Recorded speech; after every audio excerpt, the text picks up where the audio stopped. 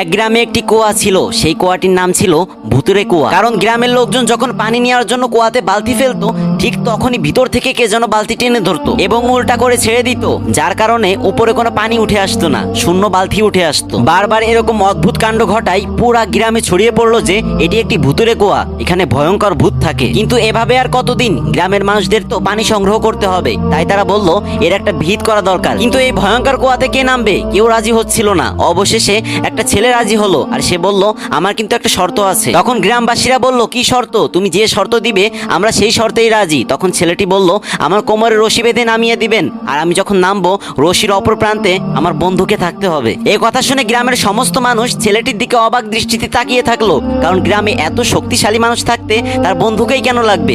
প্রথম তারা ছেলেটিকে বিষয়টা বোঝানোর চেষ্টা করলো, কিন্তু ছেলের এক কথা, সবার সাথে তার বন্ধুকে থাকতেই হবে। তারপর তার বন্ধুকে খুঁজে আনা হলো এবং ছেলেটির কোমরে রশি বেঁধে তাকে কুয়ার ভিতর নামিয়ে দেওয়া হলো। এবং কুয়ার ভিতর সে গিয়ে দেখলো একটা বানর বসে আছে। এই বানরটি এতদিন বালতি উল্টিয়ে দিত। ছেলেটি বানরটিকে কাঁধে বসিয়ে সবাইকে উপর থেকে রশি টানার নির্দেশ দিল। বানরটি তো যুবকের কাঁধে ছিল, এজন্য স্বাভাবিকভাবে প্রথম দৃষ্টিগোচর হলো বানরের ভয়ঙ্কর চেহারা। হঠাৎ করে এরকম কালো কুচকুচে চেহারা দেখে সবাই ভাবলো ভূতটা মনে হয় উঠে আসতেছে। অমনি সবাই রশি ছেড়ে দিয়ে যে যার মতো দৌড়াতে লাগলো, কিন্তু একটা মানুষ রশি ছাড়লো না।